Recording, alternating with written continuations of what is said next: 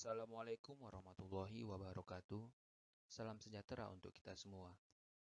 Pada kesempatan yang berbahagia ini, kami akan menjelaskan tentang salah satu angkutan massal di salah satu kota yang ada di Indonesia. Video ini ditujukan untuk memenuhi salah satu tugas dari mata kuliah Sistem Transportasi. Di sini, kami mengambil topik terkait Mass Rapid Transit atau moda raya terpadu yang ada di Jakarta dengan dosen pengampu yaitu Bapak Bedi Hamdi Romaputra STMT. Kelompok kami terdiri dari dua orang, yaitu saya sendiri Fahri Hafisuddin dan rekan saya Febrian dan Firdaus Rahman. Adapun pokok bahasan dari video ini yaitu latar belakang mengenai transportasi massal, pemilik transportasi massal, jumlah trayek dan panjang masing-masing trayek pada transportasi massal, harga atau tarif dari tiket transportasi massal, serta keunikan-keunikan dari transportasi massal itu sendiri. Untuk transportasi massal yang kami bahas di sini yaitu MRT atau moda raya terpadu. Kota merupakan pusat berlangsungnya berbagai aktivitas, baik dari segi ekonomi, sosial, budaya, dan aspek-aspek serta kegiatan-kegiatan lainnya. Kegiatan ini seringkali terganggu diakibatkan jarak dari satu tempat ke tempat lainnya. Ini menyebabkan masyarakat harus melakukan perjalanan. Transportasi merupakan salah satu media yang dapat digunakan masyarakat untuk melakukan perjalanan dari satu tempat ke tempat lainnya. Namun, banyak tuntutan kebutuhan terhadap sarana transportasi menjadi salah satu kendala bagi suatu transportasi dapat berjalan. Tuntutan terhadap ketangkasan, harga, keamanan, dan juga kenyamanan. Di sisi lain, dengan terlaksananya tuntutan tersebut membuat masyarakat menyukai dan lebih leluasa menggunakan sarana transportasi tersebut. Angkutan Umum Moda Raya Terpadu Jakarta atau MRT merupakan salah satu sarana layanan publik yang hendaknya dan diharapkan mampu memenuhi kriteria-kriteria dari penumpang dalam melakukan kegiatannya. Moda Raya Terpadu Jakarta atau sering dikenal dengan MRT adalah sebuah sistem transportasi rel angkutan cepat yang berada di kota Jakarta. Jalur pertama layanan MRT Jakarta ini diresmikan oleh Presiden Jokowi sendiri pada tanggal 24 Maret 2019 yang lalu. Layanan MRT Jakarta dioperasikan oleh PT MRT Jakarta atau Perseroda, di mana PT ini merupakan salah satu badan usaha milik daerah DKI Jakarta. Dengan adanya MRT Jakarta ini, diharapkan akan mengurangi jumlah volume kendaraan dan menjadi alternatif dalam mengatasi kemacetan di kota Jakarta, serta memudahkan masyarakat untuk berpindah ke tempat yang jauh dari tempat awalnya dalam melakukan berbagai aktivitas. Poin berikutnya adalah trayek. Trayek angkutan adalah lintasan kendaraan umum atau rute untuk pelayanan jasa angkutan orang dengan mobil bus yang mempunyai asal dan tujuan perjalanan tetap. Tidak hanya mobil bus, tetapi juga jenis transportasi lainnya seperti MRT ini. Untuk trayek MRT sendiri pada saat sekarang cuma satu, yaitu trayek dari Lebak Bulus menuju Bundaran HI dan juga dari Bundaran HI menuju Lebak Bulus.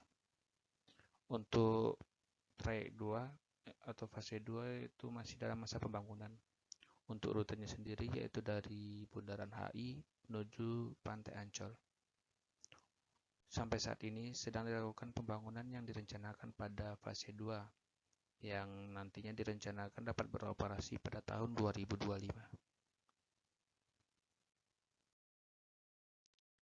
Adapun panjang trayek dari fase 1 atau trayek 1 ini yaitu dari Bundaran HI menuju Lebak Bulus sepanjang 15,7 km, di mana 10 km-nya merupakan jalan layang dan sisanya merupakan jalan bawah tanah.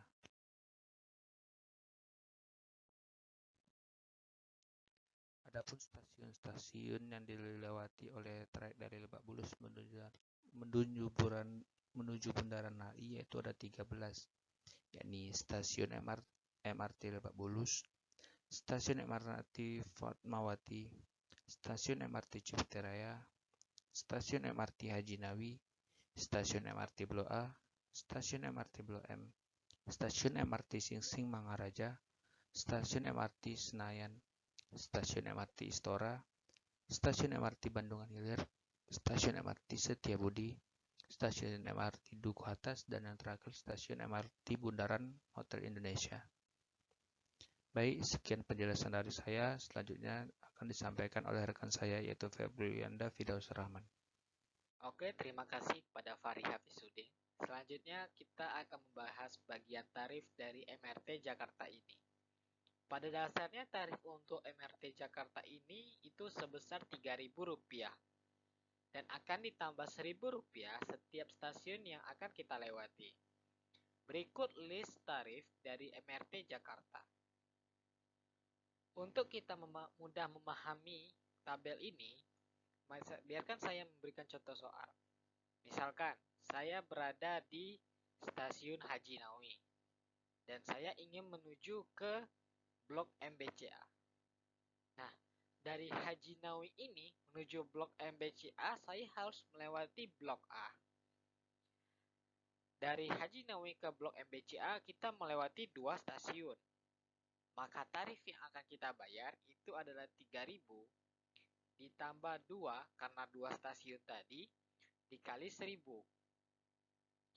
Maka 3.000 ditambah 2.000, maka hasilnya adalah Rp5.000. Terus kenapa di tabel hanya harganya Rp4.000? Karena blok A menuju ke blok MBCA itu jaraknya tidak terlalu jauh, maka itu tidak terhitung satu stasiun. Seperti itu. Selanjutnya kita akan membahas keunikan MRT. Apa-apa saja sih yang akan kita ketahui dari MRT Jakarta ini? Yang pertama adalah sistem pembayarannya.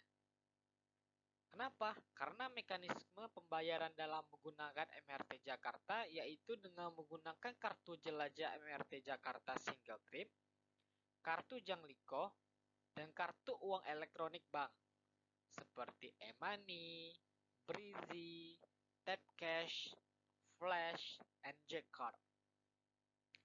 Kartu jelajah MRT Jakarta single trip dapat juga dibeli di mesin tiket otomatis maupun loket tiket yang ada di seluruh stasiun MRT Jakarta dengan harga Rp15.000. Keunikan yang kedua adalah waktu. Kenapa waktu? Karena waktu yang lebih cepat dan tepat. MRT ini dapat mempersingkat waktu perjalanan kita karena transportasi ini bebas dari hambatan. Berbeda dengan transportasi seperti mobil, bus lainnya, terhambat karena kemacetan atau menunggu penumpang lainnya. Selain itu, mekanisme kedatangan juga terkontrol bagi MRT ini. Seperti kita dapat melihat, saya ingin dari blok A menuju blok M itu kapan ya? Kita dapat melihat tanggalnya di websitenya MRT Jakarta. Dan untuk kurang lebihnya, jarak kedatangan transportasi itu 5 menit sekali. Keunikan yang ketiga adalah keterbaruan. Transportasi ini merupakan transportasi yang baru di Indonesia. Mass Rapid Transit atau MRT ini merupakan kendaraan dengan listrik sebagai komponen penggeraknya. Di Indonesia, kendaraan yang menggunakan listrik itu masih tergolong sedikit, hanya MRT ini dan beberapa mobil, seperti Tesla. Maka dapat kita katakan, MRT ini merupakan salah satu transportasi yang baru di Indonesia.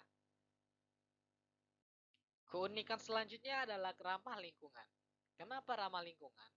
Karena bahan bakar yang digunakan pada transportasi ini tidak lagi menggunakan batu bara atau bahan bakar fosil lainnya, tapi menggunakan listrik, sehingga dapat meminimalisir populasi yang dikeluarkan oleh MRT ini. Karena menggunakan listrik tadi, tak mungkin dong keluarkan asap. Maka selain itu, lingkungan di sekitar MRT yang juga bersih, di dalam kendaraan maupun di stasiun MRT itu pun sendiri bersih. Baik, itu merupakan presentasi kami. Sekian dan terima kasih. Apabila ada salah kata, kami mohon maaf. Wabillahi taufiq walhidayah. Wassalamualaikum warahmatullahi wabarakatuh.